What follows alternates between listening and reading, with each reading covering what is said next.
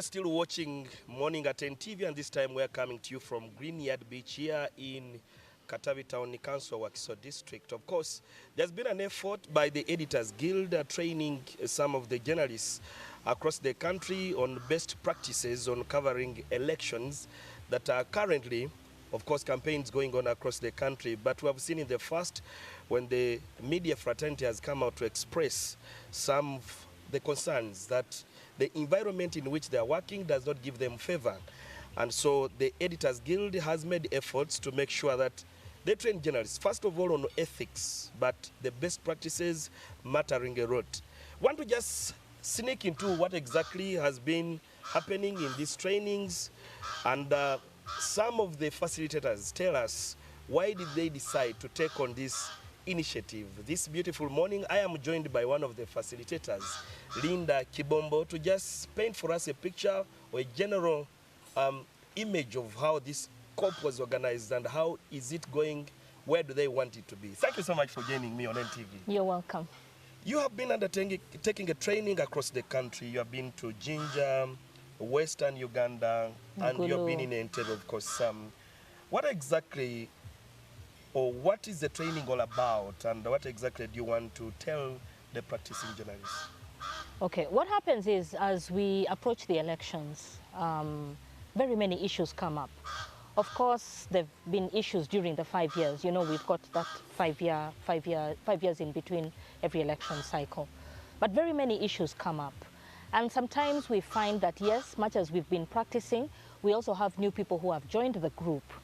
So what happens is that we'll find that sometimes you have to jog people's memories.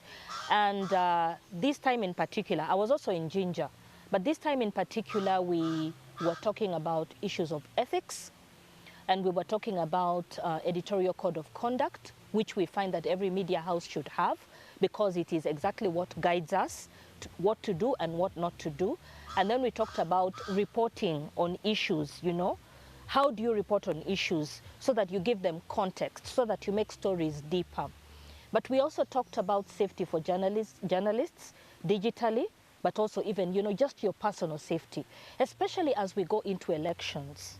We saw what happened in Kawempe in March, and it was not a good sight. And we know that there are very many people who were injured, but there were very many people, much as they were also injured physically, mentally, it was also torture for them. And Linda, before I let you proceed, when you said training about this, you've seen that have happened and the rest. Someone would ask, have you been having something observed as missing gaps in as far as how the journalists were covering this that perhaps you wanted to address in the trainings? Yes, and we've actually addressed those things. One, we realized that because, you know, we are sitting in the newsroom every day. I have personally never physically covered an election, physically, like gone out to the field as a reporter, but I've been sitting, you know, behind the desk as an editor. And there are issues like, for example, our ethics, which we learned in school. You know, these are things that are supposed to be practiced every day. But like I said, sometimes you need to jog your memory on certain issues. And even as I made my presentation, I said, you see, I'm going to make it as informal as possible. These are things we do every day. However, can we remind ourselves about issues like this? But we also talked about issues of personal safety, digital safety, protection, how we can protect ourselves. I think you recall during the sessions that they talked about issues of security. Mr. Kalinachi, who is the president of the Uganda Editors Guild and the general manager of NMG, Nation Media Group, talked about issues that you might find very simple as you enter a venue and you don't first even look and see where the exit points are. So you just enter the venue. Yesterday I talked about the drivers that you have. Yes. Are your drivers aware of what may unfold? What may unfold? There could be violence. The people in Kawempe were beaten. You could even see, like for example, if I'm wearing a press jacket, should I keep my press jacket on and be beaten with that? Or should I take it off? You know, how should I dress? How should I talk? So you should be able to read between the lines. You need to be able to. You need to be alert all the time, even for a very simple task. Like for example, it is a press conference. You need to be alert all the time. And this is where your ethics comes in, the personal safety, the digital safety, the everything. And you talked about it more so the emphasis was on security. The journalists feel they're working in an environment where they are not safe. Yeah. And the people, I call them the stakeholders, where they think they should have worked together now feel maybe it's a threat to them. Journalists now feel security is their #1 threat when they are doing all these things. But how best do you think the two can now harmonize, perhaps work together when the journalist feels it's okay for me to stand on the side of the security if there is any violence that has maybe ensued, and they work together, not feeling that there is a disconnect between the two parties? You know, I wouldn't want to step on anyone's toes on an issue like this. This is an issue that is extremely sensitive. But of course, the relationship, I think, has deteriorated with time. But it's very good for you to have sources within, not sources, but friends, I can say, or colleagues that you can work with, we as journalists, within those security sources. First of all, when you enter a place or when you go to a place, like for example, we used to have at NTV, or we actually have I used to work at NTV, but I don't now. But when you go into a place to cover, if it's a district or even if it's a village or something, do you know the LC1 chairperson? Have you introduced yourself to him? Do you know the police people? You need to introduce yourself. So if anything happens to you, then you can always call them, and then you know how to work with them. But I think even in the field, let's not take things for granted, because these people in security have come to do a job. You know, if you want to go and approach them and start taking pictures of them, you know, sometimes maybe they could be beating people or something like that. How are you going to work with them when you're showing them that, you see, this is how these are the pictures we're going to be taking of you, and we're going to show them to the world. We're going to beam them to the world. So I think what needs to be done is that working relationship needs to be developed out of the field, and, you know, in the newsroom or at your media house, talk to them. I know that the newsrooms usually have those kinds of relationships. And you personally talked about the reporting for PR and also reporting objectivity, but also remaining professional. Yeah. You said some journalists have now become affiliates to some of the political parties. Yeah. You know, they no longer bring out what may interest, what may inform the public, but merely report the PR perspective of a particular maybe political party they are attached to when they are covering the rest. How best can journalists now, yes, work with the particular maybe NRM, National Unity Platform, FDC, though you are covering that candidate, but it's not merely projecting a PR perspective of what they're doing, but remaining so professional, objective in how you carry out such kind of thing? Because we're seeing this grow.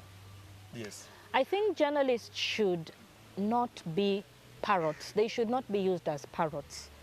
Tell the truth. It's not bad for you to follow a political candidate and you tell the truth. But again, do not exaggerate things.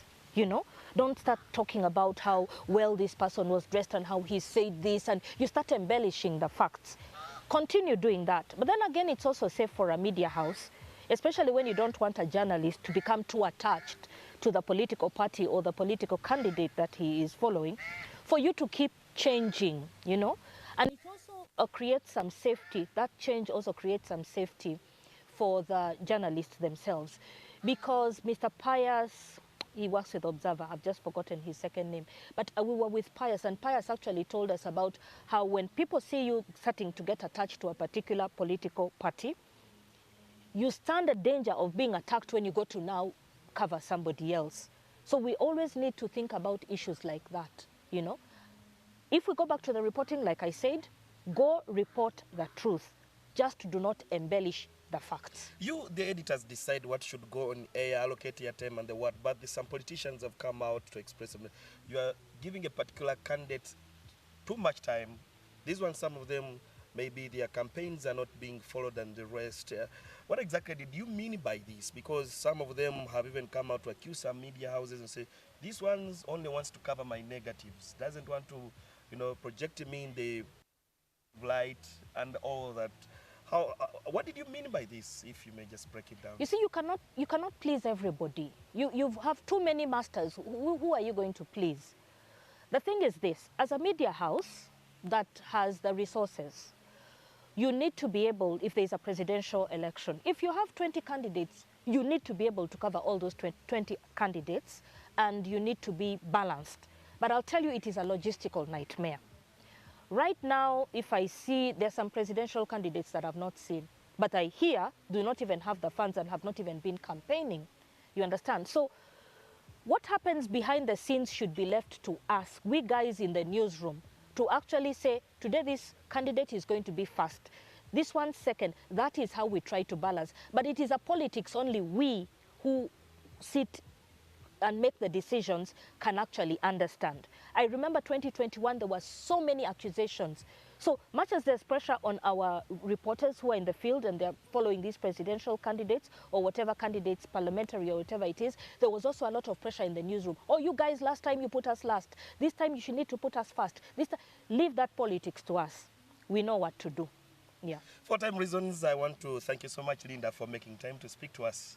And I also enjoyed the talk you people were giving, and I think it has informed the journalists that really attended the training. Thank you so much, Ivan. Well, Linda Kibombo is one of the facilitators, of course, under the Uganda Editors Guild that has been conducting the trainings, like I earlier said, across the country to make sure that informed journalism, to also inform better electorates as we're going for this election. But for time reasons, you allow me get the conversation back to the studio.